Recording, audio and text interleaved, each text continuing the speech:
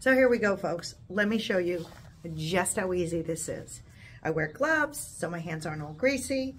Take a little rag, take this, Howard's Natural. It's beeswax and carnauba wax and orange oil. I put a whole blob. It's thick, really thick. So I put a blob in the towel. You can see how much. Now watch. I'm gonna go over here where I haven't done before. Here's a panel I haven't done. And I'm gonna, whoops, there goes the oil. Whoops. All right, so look, just rubbing it in, rubbing it in. It does not leave a greasy residue, but, I mean, what was that? Like all of 3 seconds? You can do this too. Tips and tricks, I got plenty of them to help your home look its best, or maybe you're looking to sell it.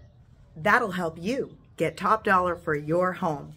For more information, just message me. I'm here to help.